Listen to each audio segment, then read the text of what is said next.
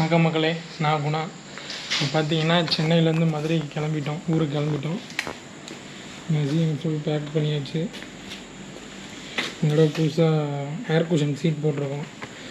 அதனால் ரொம்ப நேரம் ஓட்டலாம் நினைக்கிறேன், நடுவில் நிப்பாட்டாமல்.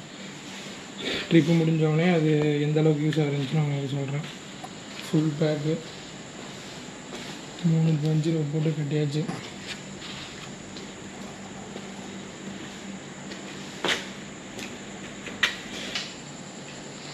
மணி 2:51, கிட்டத்தட்ட 3 மணிக்கு கிளம்புறோம். அதனால் வெளிச்சம் எதுவும் இருக்காதனால ஒன்றும் தெரியாது. அதனால் விடிஞ்ச பிறகு எடுக்கணும். மக்களே, முதல் பிரேக் எடுத்திருக்கோம். கிட்டத்தட்ட 150 கிலோமீட்டர் தாண்டி தான் மொதல் பிரேக்கு. விழுப்புரத்துக்கிட்ட இருக்கோம், விழுப்புரத்தை தாண்டி இருக்கோம். இங்கே தான் ஒரு வர காஃபியும் ஒரு க்ரீம் பண்ணி சாப்பிட்டு இப்போ இருந்துச்சு. எடுத்து கிளம்ப போகிறோம். அடுத்து ஒரு 150 கிலோமீட்டர் கழித்து இன்னொரு பிரேக்கை போடுவோம். சரி மக்களே.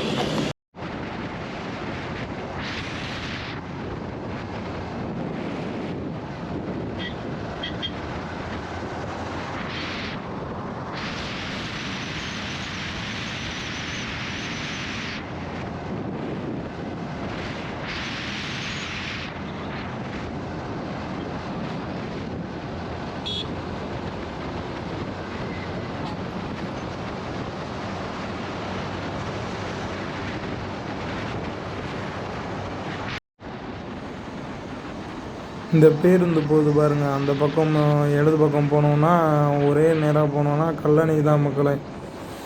காவேரி ஆறு வந்துட்டோம். கல்லணைக்கு போனோம்னா அங்கே இந்த ஒரே வழி தான். இல்லை மதுரையிலேருந்து வந்தோம்னா அந்த பக்கம் வந்து குறுக்கு வழி வரும்.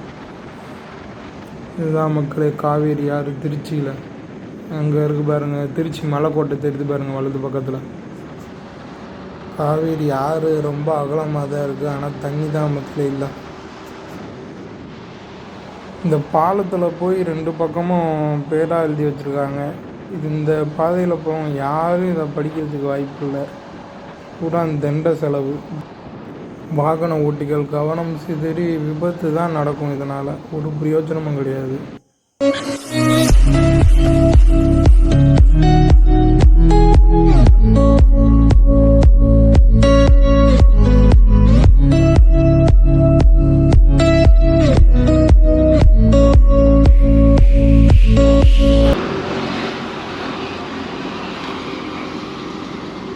மணி 9 ஆச்சு.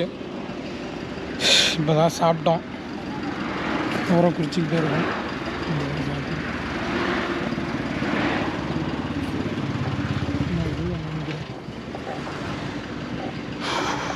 வர்ற வழில பல ஆக்சிடெண்ட்டு மக்களே. I-20காரன் பின்னாடி வந்த முன்னாடி போன மேலே சொல்லிட்டான் போல். ஒரு பைக் ஆக்சிடெண்ட்டு, இன்னொரு டிசைரை லாரி கொடுத்துட்டான்.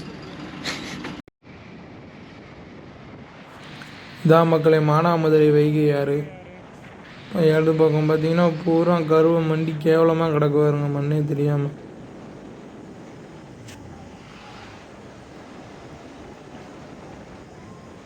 இதுலேயும் தண்ணி கிடையாது.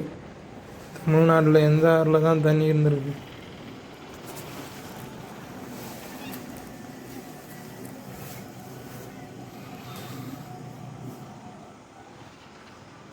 இது மதுரை ராமேஸ்வரம் நெடுஞ்சாலை மக்களே.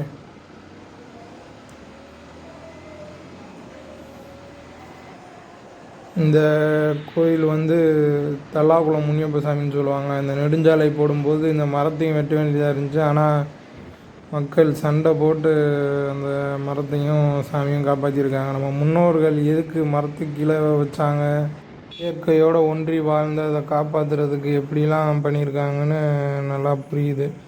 தம்பி படத்தில் கூட இதுக்கு ஒரு காட்சி வரும். மரத்தை வெட்ட வரும்போது சாமியை வச்சு கல்லை ஊண்டி சாமின்ட்டு காப்பாற்றுவாப்புல.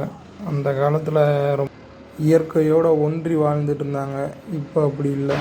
வீட்டுக்கு வந்து சேர்ந்துட்டோம் மக்களே. 10:50க்கு வந்துருக்கோம். மணி ஒரு 4 நிமிஷம் ஆச்சு. வந்து எல்லாத்தையும் கழட்டி வச்சுட்டு